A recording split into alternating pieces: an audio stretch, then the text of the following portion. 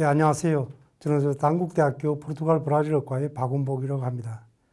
오늘 여러분과 들숨과 날숨 사이 아마존의 눈물이란 테마로 여러분과 얘기하게 될 텐데요. 사실 제가 부제로서 아마존의 눈물이란 것을 붙인 이유는 사실 2009년인가요? 2009년 말부터 2010년 초까지 국내 모 방송국에서 아마존을 방문해서 다큐멘터리를 제작해서 국내에 방영해서 우리 국내 시청자들이 엄청난 반향을 불러일으킨 적이 있었습니다. 사실 그때 저는 그 아마존의 눈물이라고 하는 그 프로그램을 보면서 끝까지 다 보질 않았습니다. 왜냐하면 사실 속된 말입니다만은 빈정이 좀 상했다고 할까요? 저는 브라질에 6년 반 정도 유학을 했습니다만은 제가 그 프로그램을 보면서 느꼈던 것은 아니 자칫하면은 브라질이 아마존밖에 없고 또 아마존에서 그 프로그램 속에 비친 그 원시와 야생의 아직도 완연한 나라라 그렇게 우리 국민에게 각인될까봐 상당히 우려됐기 때문입니다. 여러분 아시는 분은 다 아시지만 브라질은 그 당시만 해도 우리나라의 전체 GDP의 2배나 되고 우리나라 전체 면적의 86배나 되는 엄청나게 큰 나라입니다. 그리고 우리나라가 2013년에 처음으로 이제 인공위성을 쏘아올렸죠. 했죠. 근데 브라질은 우리보다도 20년 앞서서 1993년에 인공위성을 쏘아올린 나라입니다. 그런데 아마존 눈물을 그렇게 우리 국민들이 보고 나서는 브라질은 아직도 저 원시와 야생의 저개발국 이렇게 인식할까봐 사실 많이 우려됐죠. 그런데 이제 제가 그 프로그램을 본 다음부터 이래서는 안 되겠다. 그래서 제가 본격적으로 아마존에 대해서 관심을 갖게 이뤘습니다. 그러면서는 상당히 좋은 프로그램이었고 저 개인적으로는 물론 제작진 전체 관련된 분들이 엄청난 노력을 기울였습니다만은 그때 얘기 잘 안 된 부분이 있다면은 그걸 좀 보완한다는 의미에서도 이런 강의를 제가 맡게 됐습니다. 자, 그러면 한번 전체적으로 아마존에 대해서 한번 살펴보도록 하겠는데요. 제가 방금 말씀드렸지만 그 프로그램 이후부터 해갖고 브라질 신문이나 이렇게 볼 때 인터넷으로 아마존 기사가 나거나 그러면 스크랩했고 그 다음에 그 이후로부터 좀 궁금한 사항이 있으면은 학술 논문도 뒤져봤고 그 다음에 그러다가 결국 올해 초 2월 달에 아마존에 관한 졸작에 불과한 아마존 관련 환경 문제에 대해서 논문까지 쓰게 되었습니다. 오늘은 제가 그렇게 신문 스크랩을 하고 논문까지 쓰게 된 그런 과정에서 제가 알게 된 지식이랄까요? 그런 거를 여러분하고 공유하고 서로 고민해보는 그런 시간이 됐으면 합니다. 그럼 실질적으로 바로 아마존에 대해서 좀 알아보도록 하겠습니다. 아마존 개항에 대해서 여러분 다 알고 있지만은 그래도 조금 개항 정도는 해야 하지 않을까 싶어서 이제 이 부분을 짚고 넘어가겠습니다. 다 아시다시피 이제 아마존이라고 하는 이 지역은 남미 대륙의 상당 부분을 차지하고 있습니다. 지금 여러분 보시다시피 흰선 부분이 있죠, 그죠? 여기 흰선 부분들 이게 이제 아마존 열대 우림 지역이고 남미 전체 9개국에 걸쳐서 존재합니다. 이 거대한 지역의 60%가 브라질 국토에 속합니다. 그러니까 엄청나죠. 자, 그 다음 보면은 이제 그러면 이 광대한 지역에 대해서 아마존에 대해서 브라질 정부는 어떻게 조치를 해왔고 대책을 마련해왔고 아마존 보존하고 개발하기 위해서 그 부분을 잠깐 역사적으로 한번 살펴보겠습니다. 1953년에 브라질 정부는 국외주의 이제 브라질 전체에 들어가고 있는 브라질 주 중에서도 아마존 그쪽에 해당하는 지역들 국외주의 그 중에서도 생태적으로나 정치적으로나 사회적으로 그리고 문화적으로 동질성을 갖는 지역을 합쳐서 이른바 아마조니아 레가오 그러니까 직역을 하게 되면 이제 법적인 아마존이라 이 말인데 그렇게 이 지역을 명명하고 그때부터 아마존에 대해서 본격적으로 관심을 기울이고 아마존의 개발과 보존을 위해서 노력을 해오고 있습니다. 근데 사실 2000년 넘어오기 전까지는 제가 보기에는 아마존 보존보다는 아마존 개발에 더욱더 방점이 찍힌 그런 상황이었습니다. 그 개항 중에 보면요. 지구상에 존재하는 모든 종류의 동식물군의 6%가 그죠? 이쪽에 존재하게 됩니다. 아마존 지역에. 그 다음에 아마존의 레가오 지역에는 그 아마존 분지 중에 브라질 지역에서도 60% 차지하게 됐고 총 면적은 그죠? 엄청납니다. 그죠? 이 지역이 그 브라질 전체 면적의 약 60% 정도, 59% 정도 나와 있지만은 이 지역을 아마존이 그 커버를 하고 있습니다. 그리고 이 지역에, 이 광활한 지역에 현재 약 2,300만 명 정도의 사람들이 살고 있습니다. 그러니까 실질적으로 보면은 인구 밀도가 1평방킬로미터당 약 4명 정도에 불과합니다. 이것이 이제 큰 문제가 되기도 합니다.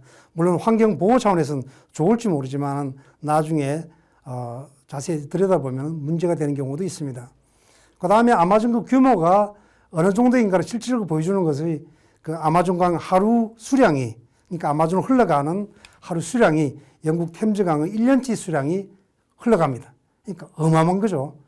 그 지구 산소의 약 20%가량이 바로 이 아마존 열대 우림에서 생산되기도 합니다. 자, 제가 이제 저 아마존을 2차례 방문하게 됐는데요. 그 아마존의 눈물 프로그램 방영 이후에 그 아마존을 가게 되었습니다. 2차례 가서 사진을 찍은 것들인데 그걸 중심으로 좀 잠깐 살펴보면은 먼 곳에 지금 도시가 보이죠. 이거 아마존 가운데에 있는 그 마나우스라고 하는 도시입니다. 아마조니아라고 하는 주의 주도이기도 하고요. 근데 이래 보면 이게 강에서 찍었는지 바다에서 찍었는지 알 수가 없을 정도입니다. 그죠? 이 아마존 강이 어마어마하다는 것을 단적으로 보여주는 사진이기도 합니다. 이것은 정말 끝이 안 보이죠. 그죠? 그 마나우스 항구로 벗어나는 길목에서 제가 찍은 사진인데 정말 어마무시합니다. 강이라고는 생각이 진짜 들지 않습니다. 그 다음 이제 그렇게 큰 그 강에, 바다가 아닌 바다와 같은 강에 주민들이 사는데 그들 생활 특징적인 면이 있다면은 그들은 이제 주로 수상가옥에 주로 많이 삽니다. 특히 강 연안 쪽에 그렇습니다. 물론 시내는 아파트도 있고 다 있습니다. 고층 건물도 있고. 하지만 저 강 연변 쪽에는 주로 수상가옥들이 있습니다. 왜냐하면 그 건기와 우기 때 그 수량의 자체가 높이가 8m 내지는 12m까지 강물이 그 높이가 차이가 납니다. 그래서 수상가옥이 아니고는 강 연변에 살 수 없기 때문에 그렇습니다. 그 다음에 보면 이제 자세하게 좀 들여다보는 것인데요. 예. 수상가옥 이런 거 보이죠? 그죠? 교각이 있고, 그 다음에 이제 집들이 쭉 있습니다. 그러다 보니까 이 아마존 그 마나우스 지역에서 주요 교통수단은 선박입니다. 학생들이 학교 갈 때도 이 선박을 이용해야 돼요. 그죠? 그 다음에 주민들도 뭐 이웃에 마실 간다든가, 누굴 찾아간다든가, 아니면 뭐, 그 다음에 장을 본다든가, 이럴 때도 전부 이 배를 이용해서 움직이게 됩니다. 그래서 주요 교통수단은 선박입니다. 예, 그 다음에 선박이다 보니까 이제 주유소가 바로 물에 떠 있습니다. 즉, 배들이 왔다 갔다 하다 보니까, 그죠? 기름이 떨어지면 배가 표류할 수 있잖아요. 그러다 보니까 수상에, 물 위에다가 주유소가 설치되어 있는 것도 볼 수 있었습니다. 그 다음 당연하게 사람들이 있다 보니까 물 위에 수상가옥으로 만들어진 레스토랑도 보이고요. 네, 여러분 지금 보시는 화면은 그냥 수상가옥이 아니고 이제 보면은 여기에 위성 안테나가 달려있는 것을 알 수 있습니다. 아마존의 그 원시림과 그 야생의 그 숲에서 사는 사람들 또한 그죠? 브라질 축구 경기가 있으면은 축구를 보고 싶어 할 것이고 또 브라질 어떻게 돌아가는지 뉴스에 관심이 많을 겁니다. 그래서 아마존이 그냥 야생이라든가 원시 사회가 아닌 그죠? 문명도 그대로 침투해 있다는 것을 우리가 볼 수가 있습니다. 자, 그 다음 보면요. 제가 이제 호텔 옥상에서 찍은 건데 이제 마나우스 전경입니다. 그러니까 아마존에 있는 가장 큰 도시 중에 하나인데 여기 또한 그러니까 아마존이 꼭 야생만이 아니라는 것을 보여주고 싶었던 겁니다. 그 다음, 예, 이것은 이제 아마존에 여러분 그 가게 되면은 항상 그 거쳐가야 하는 관광 코스 중에 하나인데요. 1896년에 만들어진 이제 극장입니다. 오페라도 있고 연극도 열리고 뭐 연주회도 열리는 곳인데 제가 왜 이거를 말씀드린가 하니까 이 무렵에 브라질의 그 뭡니까 고무나무가 엄청나게 많이 생산됐습니다. 그리고 고무에서 이제 지금의 말하면 라텍스죠, 그죠? 고무를 추출하는 산업이 엄청나게 발달돼서 정말 어마어마한 경제적 부를 누리게 됩니다. 아마존 지역이. 그래서 브라질 각 지역에서 많은 브라질 사람들이 또 이 지역으로 들어가게 되고요. 그래서 아마존 지역에 대한 식민 사업이 사실 본격적으로 이때부터 이루어지기 시작했던 겁니다. 이 이제 극장을 만드는 데 있어서 워낙 이제 엄청난 부가 있다 보니까 모든 돌 하나하나 여기 들어갔던 대리석들 전부 다 그 당시 이탈리아에서 다 수입했을 정도로 그렇게 엄청난 부를 누린 적도 있다고 합니다. 네, 그 내부 사진입니다. 정말 제가 들어가 보니까 화려하고 벌써 120여 년 전인데 그때도 이렇게 화려할 정도로 이렇게 극장을 세울 수 있을 정도였으면 엄청났겠다는 생각이 들더군요.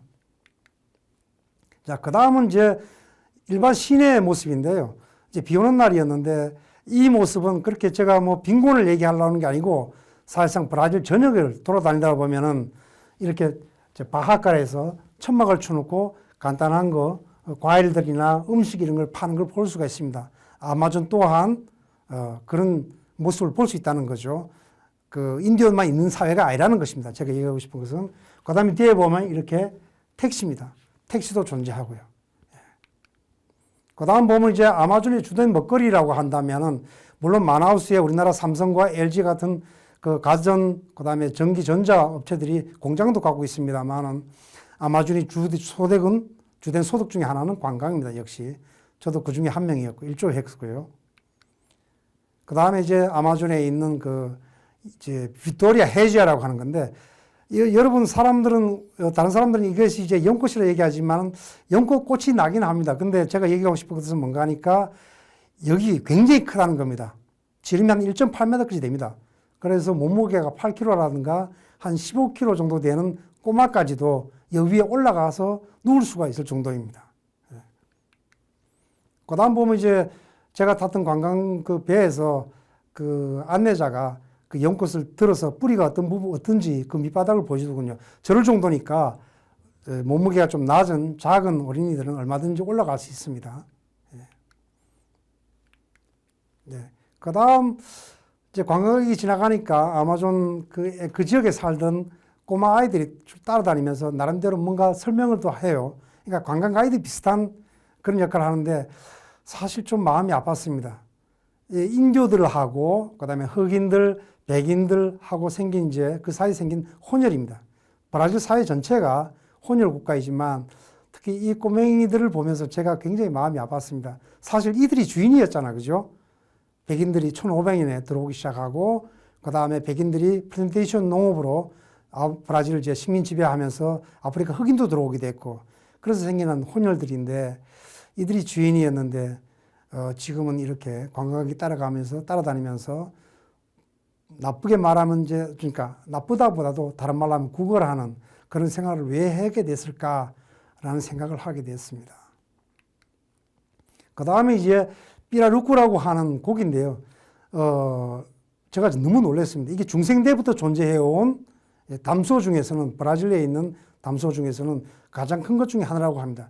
길이가 최대 클 때는 3m까지 가고 무게가 약 250kg까지 간다고 합니다. 이것이 이제 관광 코스에 하나가 들어있더라고요, 보니까. 그러니까 또 다른 특징 중에 하나는 이 이제 어류에 비닐이 있지 않습니까? 비닐이 지금 사진으로는 잘 안 보이단만은 그 비닐 하나하나가 구두 주걱 있죠, 그죠? 그거로 만들어져서 판매되더라고요, 보니까. 워낙 그 단단한 그 비닐이, 그죠? 아직도 그대로 남아있다고 그렇게 얘기를 합니다. 지금은 공예품으로 좀 가끔 팔리고, 천연 자원이기 때문에, 그러니까 천연 기념물이기 때문에 절대 잡아서는 안 되는데, 그런 일이 아직도 벌어지고 있더라고요, 보니까. 그 다음 이제 뭐 관광 유럽 섬들. 그러니까 강인데 무슨 저렇게 큰 배들이 들어올 수 있느냐. 하지만 사실상 바다와 가깝기 때문에 저렇게 큰 1만 톤까지도 들어온다 그러더라고요. 수위가 어느 정도 높으면은. 그 다음에 이제 관광 코스 중에 하나가 이제 큰 두 개의 강이 만나는 지점입니다.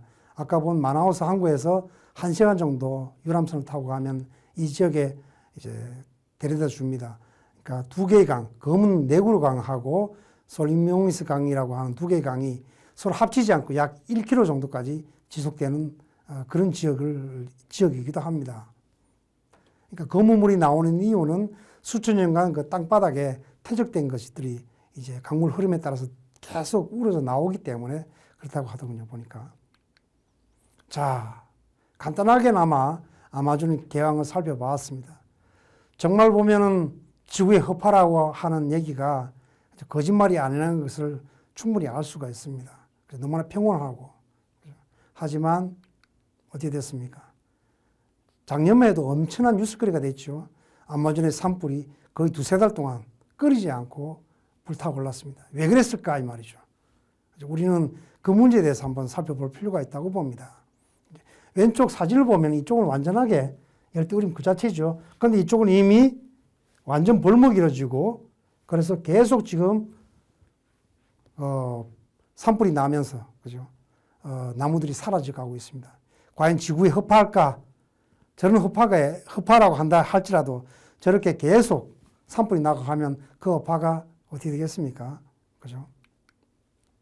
지금 작년도 그렇게 가장 산불이 많이 나던 시점에 나사 인공위성 사진이 나왔는데 이 보면은 이제 산불이 났던 지역 표시가 된 겁니다. 그죠? 이 지역들을 보면 거의 아마존 지역이 상당수가 화염에 휩싸인 것을 알 수가 있습니다. 그리고 2017년과 2018년 사이에 이 아마조니아 레가오 이쪽 지역에서 약 엄청난 7,000km 평방킬로미터가 넘는 산림이 사라졌는데 그것은 축구장이 약 10만 개가 사라진 것하고 똑같습니다. 이게 지금 아마조니아 레가오라고 하는 지역인데 보십시오. 계속 이 화살표들은 아마존이 불타고 오르고 있다는 뜻입니다. 그리고 개간이 돼서 아마존 숲이 없어지는, 그러니까 이쪽이 동쪽입니다. 이쪽이 대서양 쪽이고 이쪽에서부터 안데스 산맥이 있는 서부까지 전반적으로 해서 계속 아마존 중심으로 벌목이 이루어지고 산불이 발생한다는 뜻입니다. 자, 연도별로 보면요.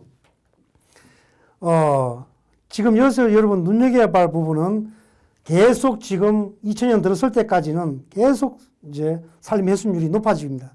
그 다음부터는 2004년 정점 찍었다가 그 다음부터는 계속 낮아졌다가 작년부터 다시 산불이 급증하는 모습을 볼 수가 있습니다. 여태 왜 이렇게 이제 낮아지기 셨는가 하니까 2005년도 우리나라 방문한 적이 있던 그 룰라 대통령, 그 대통령이 2003년에 집권해서 아마존에 대한 실질적인 감시를 하기 시작했습니다. 인공위성을 띄우고 그거로 이제 감시를 한 다음에 산불이 나거나 산림을 훼손하는 그런 사람들에게는 엄청난 벌금과 그 형벌을 가했습니다. 그러다 보니까 점점 줄어들었다가 이제 그 노동자당이 물러나고 우파 정권이 들어서면서부터 뭐 꼭 정치적 이데올로기 차원이라고 보다는 그 집권자들이 그 환경에 대한 어떤 마인드랄까 그런 것들이 이전과는 상당히 달라지고 있다는 걸 의미하기도 합니다. 왜냐하면 지금 보우소나로 대통령 경우는 이제 아마존 산림을 총체적으로 이제 관리하고 감시하는 이바마라고 하는 기관이 있습니다. 그 총수를 그냥 잘라버렸습니다. 하여튼 그 자리에 또 누굴 앉혀놓으니까 아마존 전문가가 아닌, 환경 전문가도 아닌 군인을 그쪽에 수장으로 앉혔습니다. 그리고 그러다 보니까 어떻게 되겠습니까? 그죠? 아마존을 관심해야 할 그 기관의 수장까지도 그렇게 바뀌고 또 지금 정부는 아마존을 개발해야 한다는 쪽에 굉장히 힘을 싣고 있습니다. 그러다 보니까 산불이 늘어날 수밖에 없습니다. 개간을 한 다음에 그걸 자기 땅으로 등록을 하고 이제 그래 되면 나중에 또 정부에서 그걸 인수하는 움직임이 이루어집니다. 그러다 보면 그 땅에 대한 뭐랄까요? 그 땅을 이제 정부에게 돌려주고 그에 대한 대가로 배상을 엄청나게 받게 됩니다. 그걸 노리고 산불이 끊이질 않는 겁니다.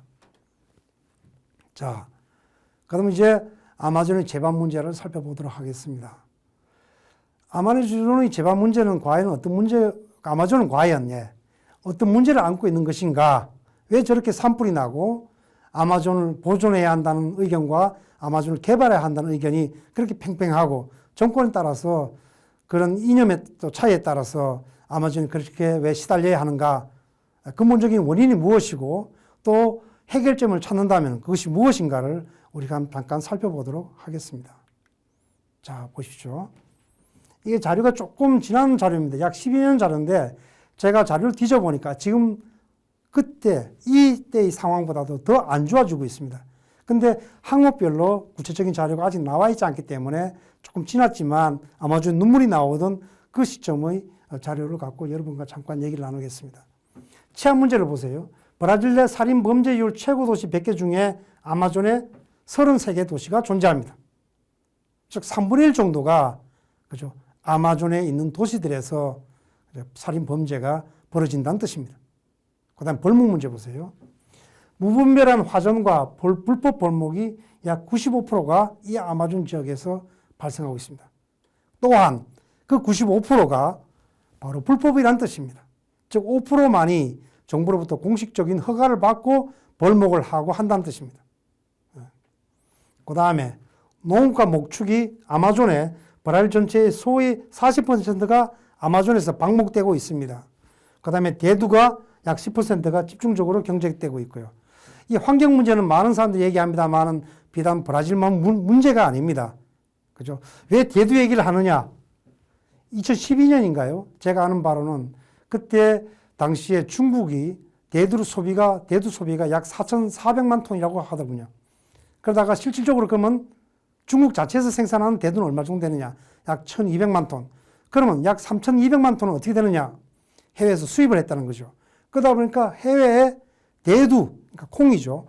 대두의 소비량이 엄청 뛰게 되고, 그 다음에 그 가격이 폭등하기 시작했습니다. 그러다 보니까 아르헨티나 그 팜파스 지역, 소를 방목하는 지역, 그쪽도 다다시 대두를 생산하는 그런 밭으로 바뀌게 되고, 미국도 옥수수 농장이 다시 대두를 생산하는 지역으로 바뀌게 되고, 브라질은 아마존을 밀어붙여서 불태우고 해서 거기다가 그죠?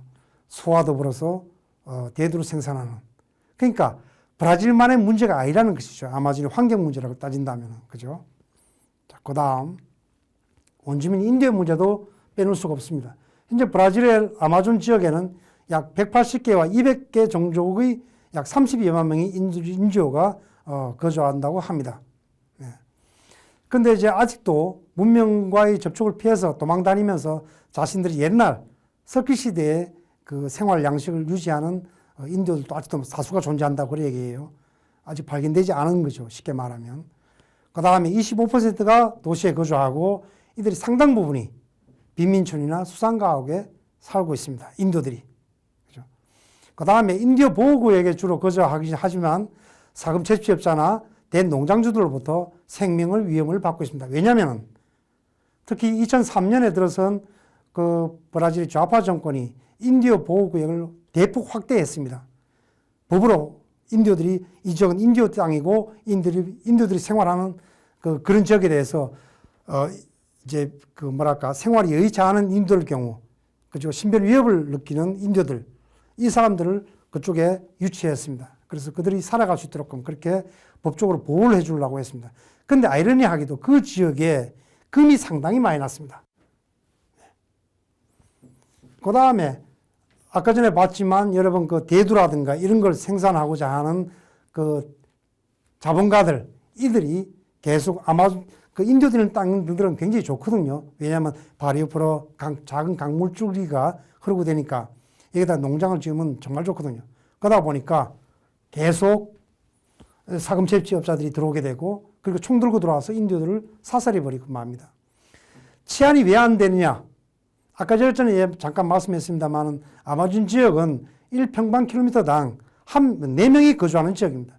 그러다 보니까 경찰도 아마존 밀림을 뚫고 다니면서 이 치안을 유지할 수가 없습니다.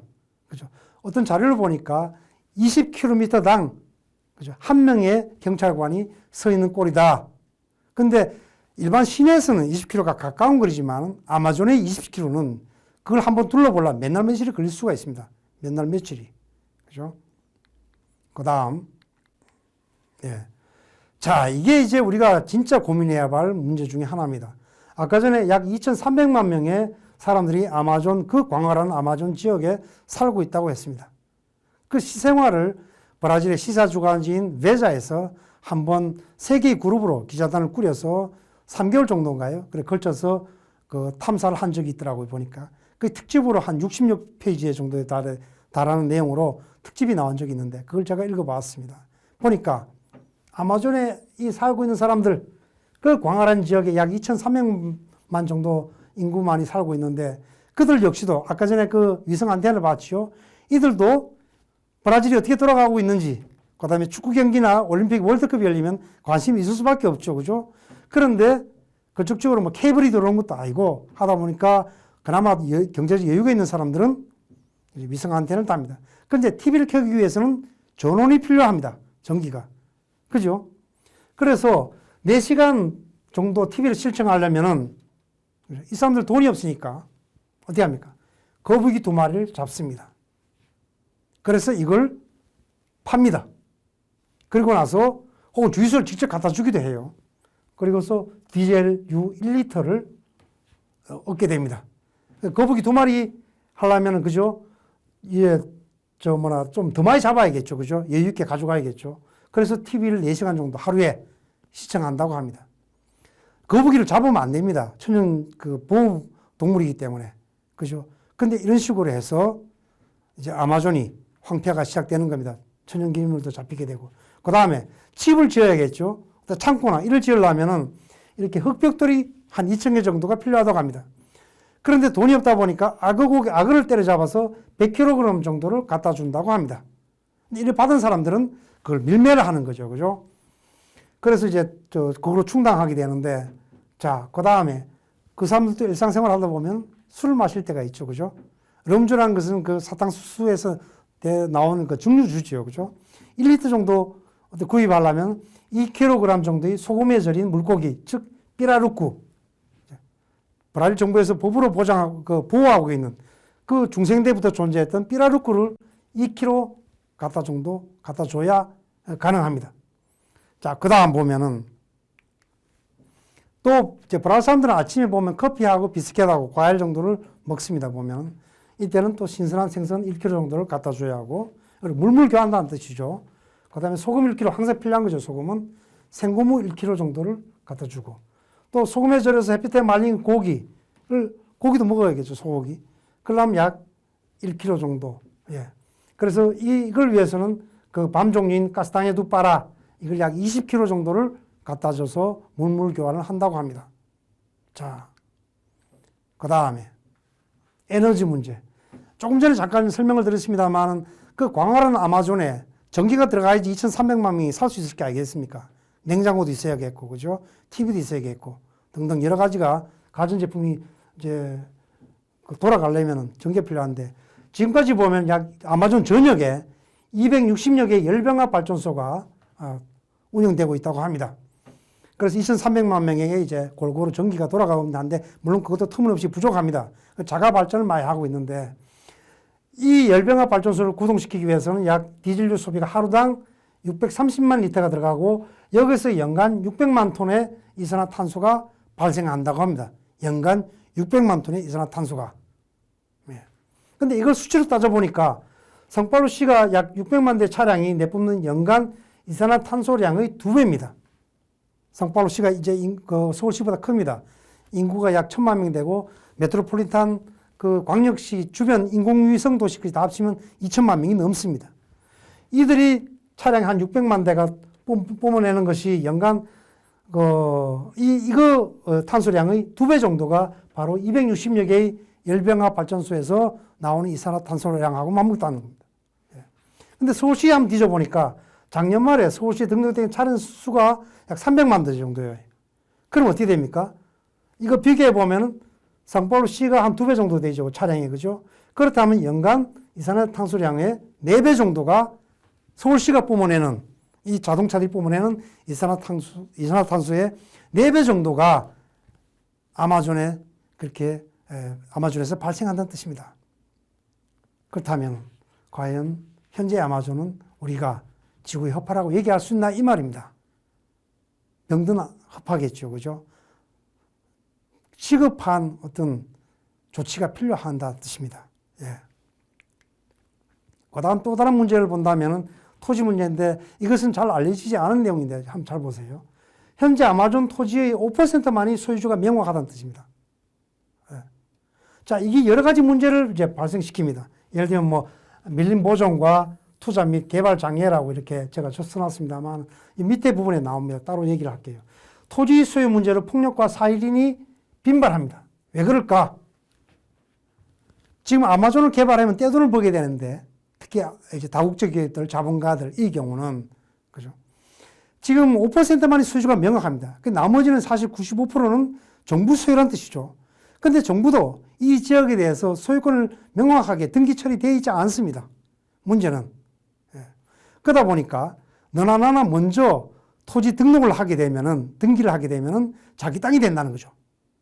어떤 도시 같은 경우는 그런 도시가 여러 곳이 많은데 어떤 도시 같은 경우는 실지 면적보다도 그죠? 토지 등기소에 등록된 땅의 면적, 등기소에 등록된 내 땅이라고 한 것을 총합해 보면 실질적인 그 도시의 면적보다도 3배나 많이 이루어진다고 합니다.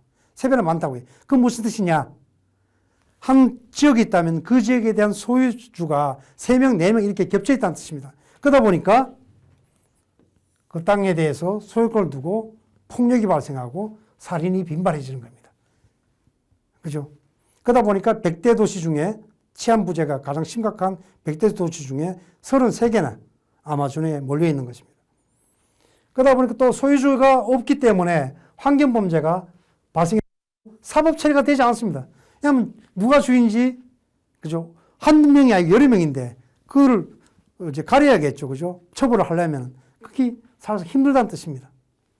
그 다음에 토지세 납부를 세금을 받아들여서 아마존을 뭐 보호한다든가 이렇게 해야 하는데 그게 불가능하죠. 그죠? 명확치 않으니까 소유주가. 그러다 보고 또 그다음에 치안부지로 인해서 발생하는 것은 노예 노동입니다. 우리나라도 뭐 어떤 섬에 사람을 끌고 가서 뭐 어려 쪽 수산업 쪽으로 노예 비슷하게 그래 가둬놓고 시킨다는 얘기가 신문에 강급 났었는데 아마존은 워낙 광대한 지역이고 치안이 사실상 부재한 지역이기 때문에 한번 끌려 들어가면 빠져나오기 쉽지 않습니다. 그 다음에 이제 또 마약 밀거래. 일전에 그 미국에서 자국에 들어오는 뭐랄까요, 대마초라든가 각종 마약 차단하기 위해서 그 콜롬비아에다가, 그죠? 그 마약 카르텔에 직접 그러니까 콜롬비아 정부에다가 무기를 제공해서, 그죠? 그쪽하고 그 소탕 작전을 벌인 적이 있죠. 그때 콜롬비아는 브라질 국경을 맞대고 있습니다. 그러니까 아마존에 막 대거 도망 나왔어요. 그래 아마존 그때 뉴스를 보니까 아마존 강이 워낙 크다 보니까 이제 또 돈도 많고 이 마약 집단이 그래서 뭐랄까 소형 잠수정을 이용해서 아마존을 통해서 마약을 운반했다는 얘기도 나오더라고 보니까 그 다음에 이들은 또 어떻게 됩니까? 그 아마존 그 치안이 잘 안 되니까 비행기로 그죠? 그쪽에 불도저를 아마존 지역에 내려놓고 벌목을 합니다. 벌목을 한 다음에 비행기가 소형 비행기들이 이착륙할 수 있는 그런 활주로까지 만들는 사진도 나왔었습니다. 그러니까 각종 문제가 사실상 한두 문제가 아니죠, 그죠? 이 비일비재하게 발생하고 있다는 겁니다. 그 다음 보면 이게 또 심각합니다. 보면은 브라질 북부지방 가운데 9.7%만이 그죠? 북부지방입니다. 주로 아마존 지역은 브라질 전체 그거로 봤을 때 북부지방에 해당하는데 9.7%만이 하수구로 연결되어 있습니다. 즉 나머지 그죠? 90.3%는 하수구 연결되어 있지 않기 때문에 오수물이 그대로 아마존으로 흘러 들어간다는 뜻입니다. 브라질 전체의 하수구 연결만 보더라도 아마존 지역은 굉장히 낮은 수치입니다. 그 다음에 브라질 전체 담수의 80%를 차지하지만 상수도가 부족합니다. 먹을 물이 부족하다는 뜻입니다. 뭐 비단 예를 들어놨습니다. 어쨌든 그 다음에 하수시설을 이미 잠깐 언급했습니다만 더 심각합니다. 9.7%만이 이제 하수도 연결되어 있다 그랬잖아요. 그죠? 이것이 이제 어떤 일로 벌어지느냐? 이거와 맞물려서 90% 이상의 도시들에 쓰레기 매립장이 없습니다. 쓰레기 매립장. 그러면 이 쓰레기들은 2,800만 명가량이 매일 쏟아내는 각종 쓰레기들은 어디로 가느냐 이 말입니다. 결국 숲에 그냥 불법으로 매립되거나 아니면 강으로 다 흘러 들어오게 된다는 겁니다.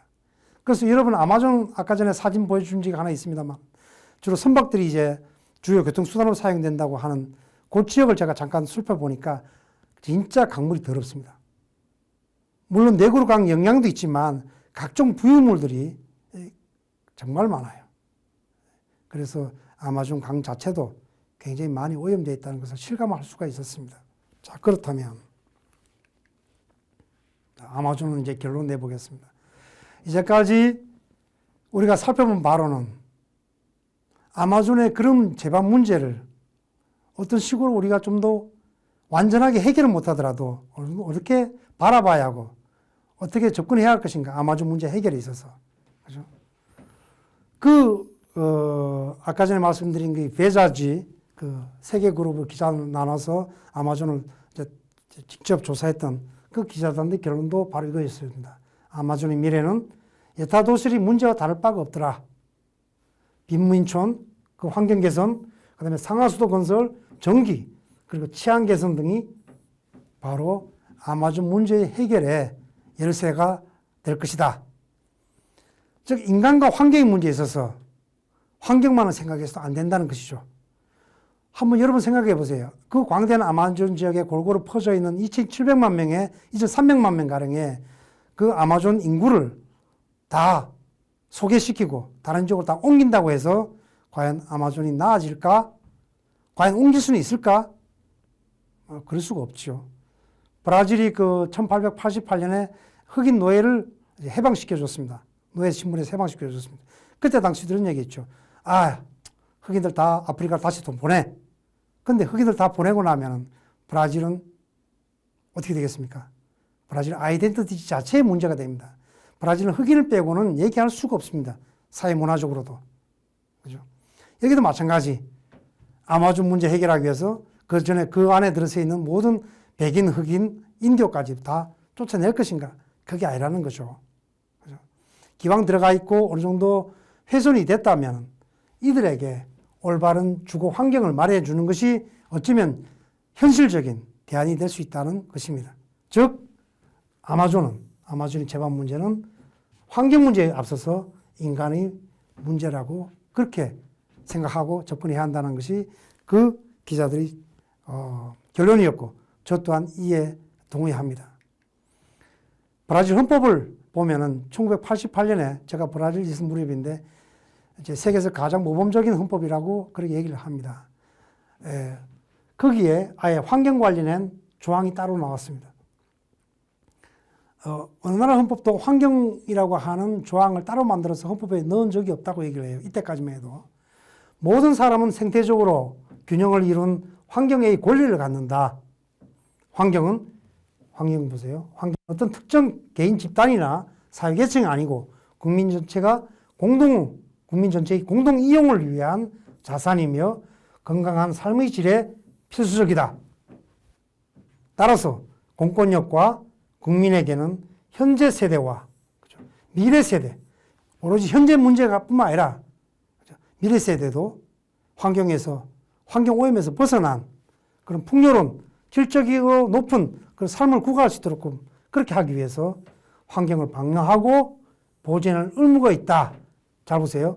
공권력뿐만 아니라 국민 모두에게 같이 노력하지 않고는 아마존을 위시한 전반적인 환경 문제가 해결될 수 없다는 것을 얘기하고 있는 겁니다. 그죠?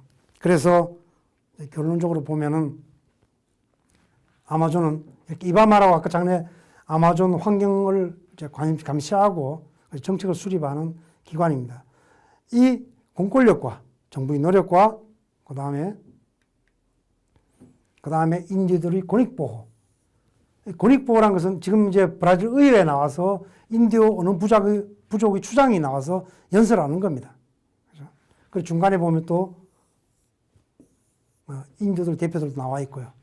바로 인디오들의 권익보호와 그 다음에 환경과 관련된 여러 제반 문제 이런 것들을 법제화해서 그리고 법제화한 다음에 그걸 실질적으로 실행하는 그런 노력이 또한 겸해져야 할 것입니다. 헌법을 아무리 잘 만들고 법을 아무리 잘 만들어 봐야 그걸 실행하지 않으면 아무 의미가 없죠. 그죠? 그 다음 보면은 국민 또한 꾸준한 관심과 감시를 해야지 그것이 곧 아마존의 운명을 가를 것으로 그렇게 봅니다. 브라질은 약 23만 개 정도의 시민사회 단체들이 존재한다고 합니다. 공식적으로. 근데 실적은 훨씬 더 많다고 합니다만 그중에 약 3분의 1 가량이 직접적이든 간접적이든 아마존과 그 브라질 전체 환경 문제에 관련된 활동을 하고 있다고 해요. 그렇게 시민사회를 중심으로 해서 국민 또한 꾸준한 관심과 감시를 하지 않는다면 정부가 아무리 노력해도 아무 의미가 없을 것입니다.